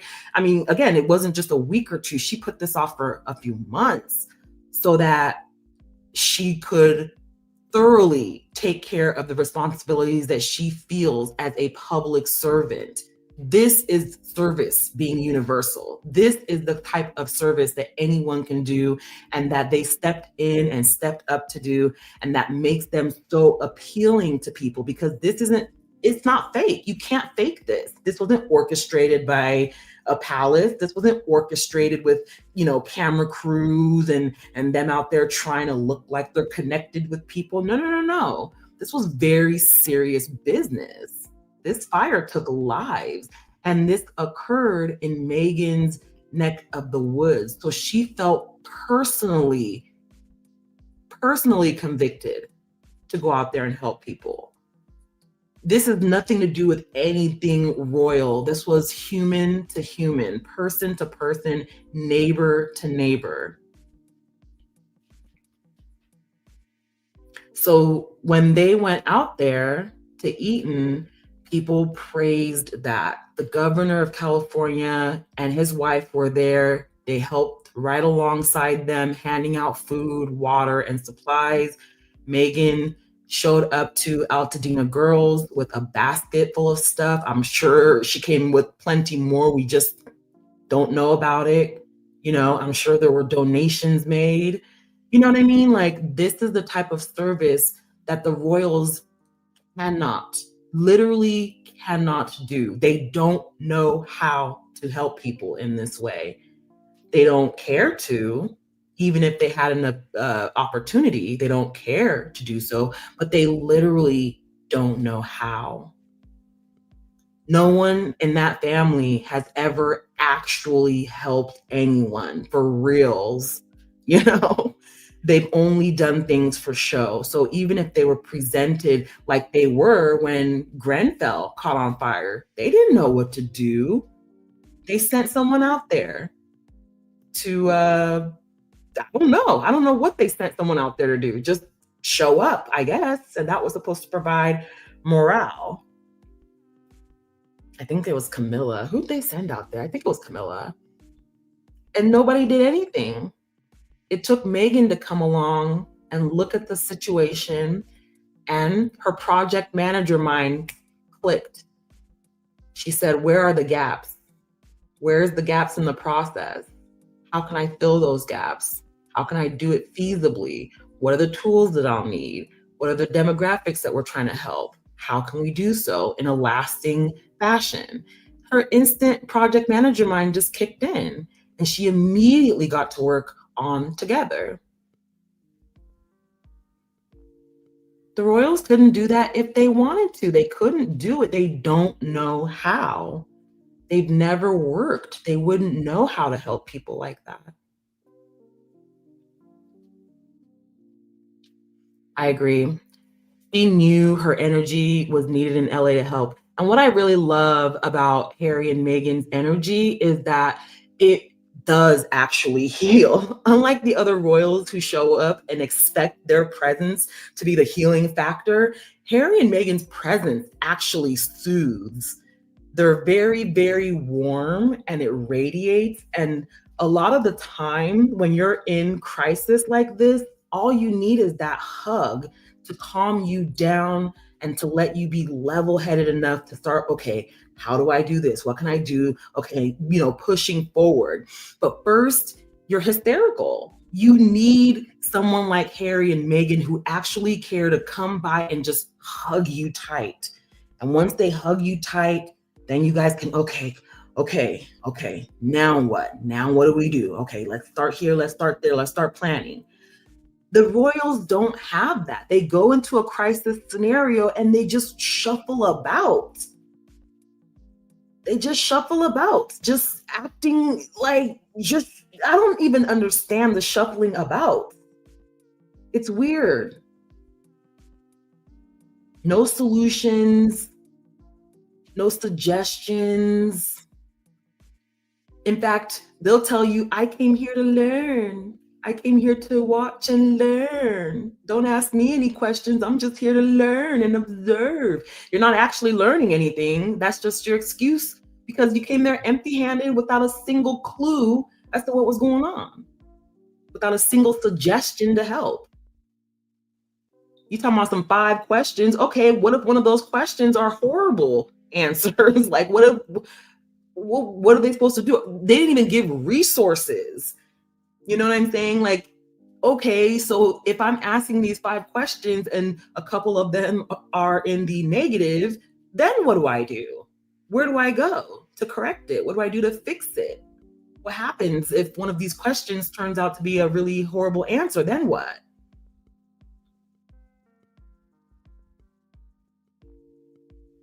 Hey, Alicia. Thank you so much. I appreciate that. Hope you're having a wonderful Monday. Thanks for joining us. So, yeah, anywho, this is exactly what Eaton needed. They needed a Harry and Meghan. They needed some adults. They needed some responsible adults that do have the wherewithal and the name that the Sussexes have behind them to actually have gotten things done. Showing up and expecting everyone to freak out because you're you was just not going to do it. They actually put the boots to the ground, literally rolled their sleeves up and got to work.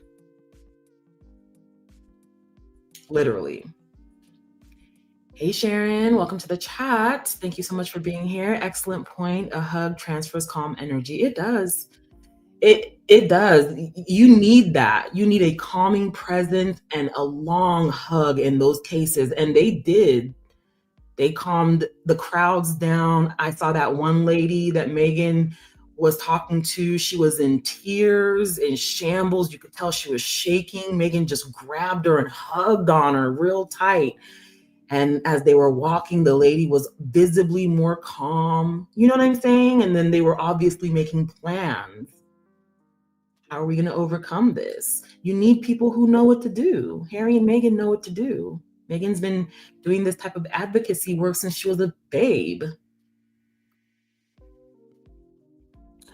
So that got them a lot of respect.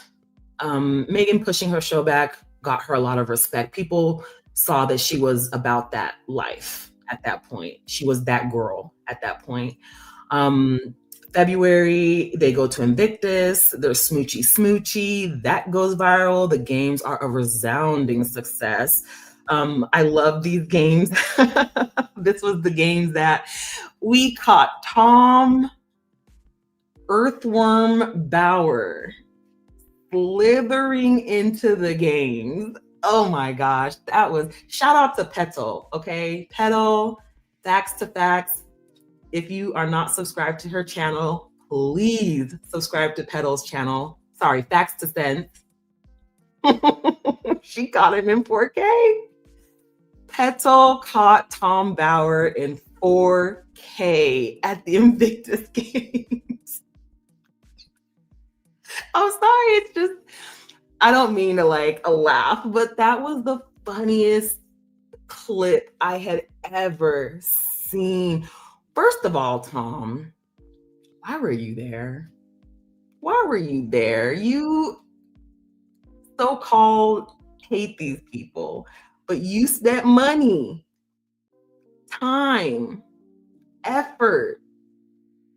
You spent all of the above going to the Invictus Games just to catch a glimpse. And I am of the belief that he just wanted to catch a glimpse before he kicked the bucket. He just had to see Meghan with his own 2 eyes. He wanted to look upon her beauty with his own 2 eyes. He was tired of seeing her on the screen. He was tired of seeing her, on his phone. He wanted to go and gaze upon Meghan's beauty with his own 2 eyes. And you cannot convince me any different. I'm 100% convinced that that's why he went there. He might say it's because of this or because of that, but that man just wanted to see Meghan's face. He was just hoping and praying to see Meghan's face once. Because why else would you risk it all like that? Hmm? Hmm? You know, wasn't that earthworm begging Harry to return to Saltine Island again? They have all been him, Arthur Edwards. I'm seeing a lot of royalists now not outright begging, but saying things like, well, he wants reconciliation, so why can't we just consider reconciliation?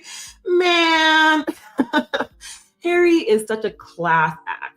He's a real global statesman, right? He understands soft power. He understands diplomacy. He is so intellectual and intelligent, and he knows exactly what to say. That interview gave a lot of these rats the impression that he wants to come back. And I don't even know if that's a genuine impression. I think they're being very disingenuous when they say things like he wants to come back. You know, he's never going to come back. He already said he's not going to come back in that way. What he wants is for the infighting and the bickering and the pettiness between himself and his father to ease and to subside and to stop. He doesn't want to do that with his father. And you have to imagine, like, his dad, again, sold him up the river when he was like, what, 12, on the cusp of manhood. He sold him up the river in favor of his mistress. But he still, despite all said and done, is willing to put that aside for the benefit of all. Harry understands that he is the situation between him and his father is greater than himself. It's in the public's interest, in their best interest for them to reconcile. And Harry understands that. The royals don't even understand that, but Harry, being a diplomat, being a globally minded, well-versed diplomat, in that he understands things like alliances, treaties, bonds between countries, and the strengths that that provides to those countries, and the sense of national pride that it provides to those countries to be unified. He understands that. And it's a shame that Charles, being a whole king, does not. William, having been king in waiting for how long now, does not understand that it's in the national best interest to be unified. They're supposed to lead their country and unify their country. They can't even unify their own home. They don't understand how horrible that looks. And this is why I said Kate did not understand the ramifications of being so jealous that she had to lie against Meghan. She didn't understand the chain of events, that you can't even unify with your sister-in-law. How are you supposed to make a good queen? How are you supposed to advise your king and be unified with your country when you're so jealous of your sister-in-law that you lie on her to drive her out of her spot? So these people don't understand diplomacy. They don't know what it's like to be diplomatic and to exercise soft power, to put your own personal feelings aside in the name of democracy and unity. And that's a shame. That's a shame that Harry understands that and would like that reconciliation, but his family does not understand that and cannot understand that. And it's hurting them way more than it's doing anything else. But whatever. Let them do what they do, So yeah, it doesn't reflect well. And despite all said and done, Harry is still attempting to reconcile with his family because he knows he has to put his own personal feelings aside for the greater good of the nation that he still loves very much, that he fought very hard for, that he went to war over. The Invictus Games is lasting evidence of that. Harry will always love his country and his countrymen and his military brothers and sisters. In March, Meghan's show finally debuts to high acclaim. Harry came out, he was doting on her. He was saying how much he was proud of her. It was so sweet. They are so supportive. I mean, you just can't really ask for a better support system than they have in each other. It's really, really inspiring. Meghan said something about they agreed not to go more than 2 weeks at a time without seeing each other. And that's a really great rule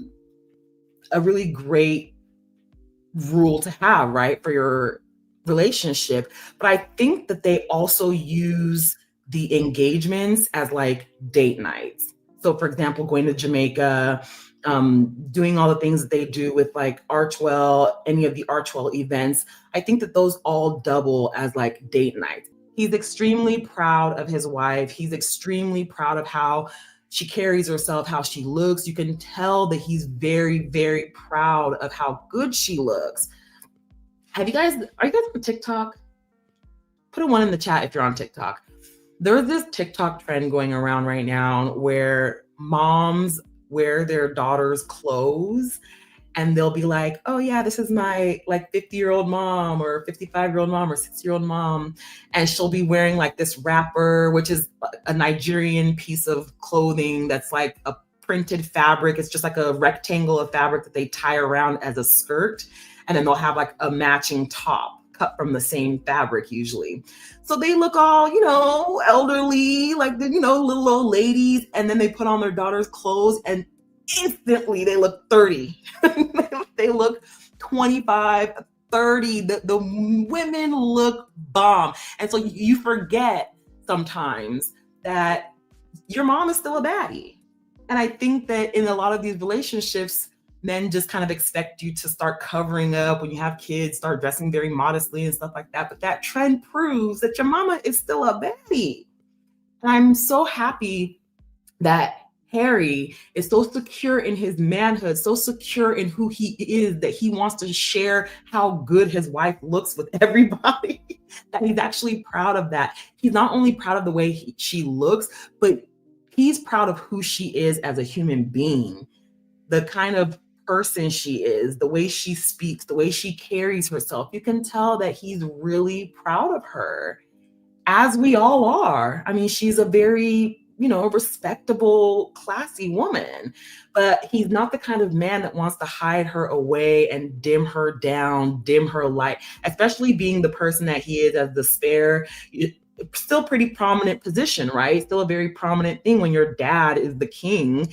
At the time they met, his grandmother was the Queen of England. That's a very prominent position. And he could have very well been like, well, I'm very popular, so I don't want you to be as popular as I am or more popular than I am. He could have very well taken that route a la Bill and Kathy, but he didn't. He didn't. He wants her to shine. He wants her to get the limelight. Y'all seen how he was looking at her when they did that Together cookbook luncheon and she gave that first speech? He was so proud. You could see it all over his face. Him and Doria were just standing there with those grinning ear to ear. They were so proud of her, as we all were. So now we get to present day, April. Meghan took the internet once again by storm in that gorgeous two-piece Ralph Lauren set with a very unique blouse underneath with the bows on the sleeves. We haven't yet finished talking about this outfit. It is still the talk of the town weeks into the news cycle. Harry went as ever, the supportive husband. This was so refreshing to see him. Every time we see him, he just pops up looking amazing. Look at this man. Look at this man. Look at the suit. The suits got so much better. The tailoring got so much better. I mean, it just doesn't get any better than this. This is what you call a power couple. Okay? This is the epitome of a power couple.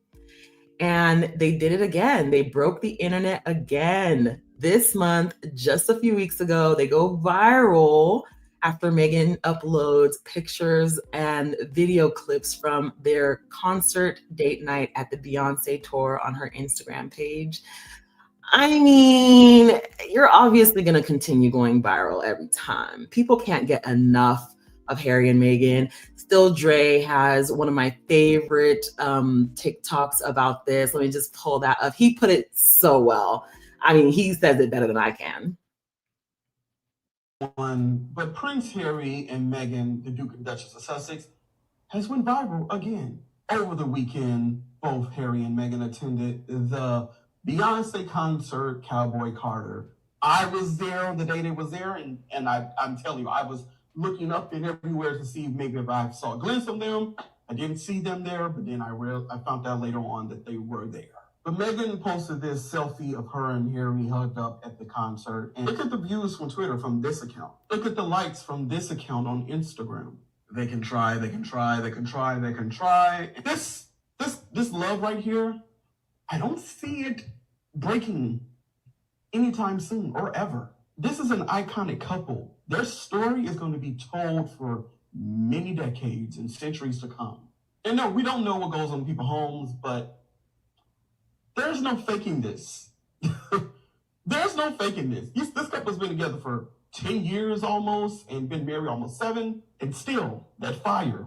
Even after all the things they've been through with the media, with their families, with social media, there's still a bond. So the media can come out with all these baseless articles about separation and separation that no one's buying that. Maybe a little crazies over there might buy that, believe that stuff every 6 months because you like to push those narratives out every few months. But this right here is unbreakable. Unbreakable. I love how he said that. And it's so true. You can mimic all you want to, okay? You can put on the Camilla version of the revenge dress all you want to. You can put on the Great Value Temu version of the times 100 Ralph Lauren set all you want to. You can do anything you want to mimic. But if you guys saw that old school movie Mimic, I don't know how many 90s babies there are in here, but if you saw that old school movie Mimic, the downfall of the aliens was that they could only mimic to a certain point. They weren't human, so they had weaknesses that the humans exploited and ultimately was able to conquer them and save the planet from them, having exploited and found those weaknesses. And the weakness was that they just couldn't mimic humans exactly. They were evolving at a rapid pace, but they didn't have the intellect. They couldn't actually think independently as a human. So the scientists were able to devise, I think it was like some kind of anecdote. It's been a long time, y'all, but if you've seen the movie Mimic, you know what I'm talking about. They just cannot mimic as they need to. They need to be able to copy Harry and Meghan's work ethic. They need to be able to copy Harry and Meghan's project management ethic. They need to be able to copy Harry and Meghan's love. Any of those things that people were able to actually see, I think would serve them much better than just copying their clothing. The clothing is the most artificial thing that you could possibly copy, especially when they have things that you could actually copy that would get you somewhere. If you were able to put together a project such that Archwell does or such that Invictus does, if you were able to mimic those blueprints, that would actually get you somewhere. But all you want to do is throw on a Temu version of their attire and call it a day and hope people don't notice that you're not them. You know, like, never worked. And the insanity is that y'all do it over and over and over again, expecting different results. And it's 5 years on, and nothing else has happened except y'all then, crawled further and further into the corner. You done backed yourself up further and further into the corner. And now we're here where, Kate is trying to convince everybody that she was sick so that we don't judge her or point out how horrible she's been, her or William. I'm surprised William didn't say he was sick too. Shoot. I mean, at this point, there's literally nothing else that they could do to redeem themselves. I am of the belief that they will never regain that goodwill again. They will never regain it. And even till today, they're still acting really petty. They can't mimic this love. They can't break it. All they can do is say, oh yeah, well this and this and this and this and this. And that's all they can do. But clearly it's insanity that they think that saying the same things over and over and over again is somehow going to work. Newsflash, it's not. It's not. The squad is too deep. We are too deep in. We are too fortified. We're too supportive. We're too, we understand them and identify with them too much. There's nothing that they could ever do to turn us against them because they don't have evil in their hearts. They would never do anything to make us turn against them. And we have integrity. Unlike some, we have integrity. If they ever did something, it would give us pause. It would make us question things, but they wouldn't because they're good people at the core of them. They are good people and they have integrity and they move with integrity and ethics. So if you want to mimic something, mimic that. Mimic that. If you need something to bite off of Harry and Meghan's anything, mimic the integrity. Stop lying. Stop using your roto-rats as personal attack dogs. Stop telling them dumb stories. Stop pretending that they're getting divorced. Stop all of that and mimic the integrity. Mimic the work. Go get your PMPs. Go get certifications. I know you think you're above that, but honestly, it would really serve you well if you went and grabbed you a project management professional license real quick. That would help. That would really help. And I think more than anything, love yourself more, because all of this is as a result of the self-loathing that people have. People should stop hating themselves so much. I don't understand how we got to this place where people like that have the most out of everybody still hate themselves the most, still loathe themselves the way that William loathes himself. So much so that he has to compete with his brother for everything. Everything his brother does, he has to compete. He's obsessed. Only someone who loathes themselves does that. If you were truly happy with yourself, you would be marching to the beat of your own drum.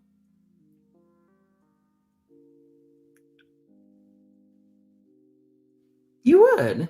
There would be no reason for you to do all of this if you are someone who are healed and happy and mentally sound and happy with the choices that you've made in your life. You wouldn't be chasing after your younger brother like this and telling the press every 2 to 3 business days how much you don't like him and this and that and what you're going to do when you're king to him. Like, bro, get help.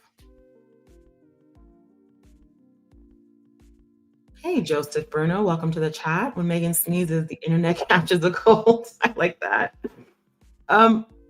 Yeah, it's just insidious and insane. And the fact of the matter is, if you were educated at all, if you had any kind of scientific mind at all, you would see that the evidence shows that none of it is working. This is 5 years on. This is 5 years on. You have to be able to look at the history of all of your efforts to date and seeing if any of them actually helped. Did it slow them down? Did it do anything? No? Okay, let's move on to contingency plan B or C or D. Let's move on. Let's move on from this ridiculous plan of just talking smack, making up rumors out of thin air, saying whatever, because people pull receipts and it makes you look worse that you're lying every time. You continue to lie. You continue to lie. And that has never worked for you, and it still isn't working for you. And I think that it's time to just move on to plan B. Because no matter what y'all do, I mean, you're literally just never gonna have this. Never. I mean, you can try. You can keep trying. It's kind of entertaining that y'all keep trying, and it's just hilarious at this point, but whatever. I think I'm going to go ahead and wrap up this live stream. Look, I want to give a huge shout out to TNO for the super chat. I want to shout out everyone who joined us in the chat. A big shout out to Mina, who came up and wished the Sussexes well on panel. This was really fun. I think I might open up the panel more often because you guys are so cute and the chats are always fire. And if you would like to come up and talk, maybe that might be a format that we can explore more regularly in the future. I had so much fun. And if you guys also enjoyed this live stream, thank you so much, first of all, for coming, but also consider joining the squad. The membership link, it's not pinned in the chat, but it's somewhere in the chat anyways. But join our squad. We have a lot of really amazing perks, badges, membership, members only live streams, members only videos, store discounts, squatty after dark Discord, and more. So I really appreciate you guys. I love you guys down deep. I love the squad down deep. Again, huge shout out to Harry and Meghan on their 7th anniversary. Here's 7 down and to a lifetime more. This has been really fun, guys. Thank you so much for joining me. Whatever you're doing with the rest of your day, please be safe. Please be kind, and I will see you guys next time. Bye for now.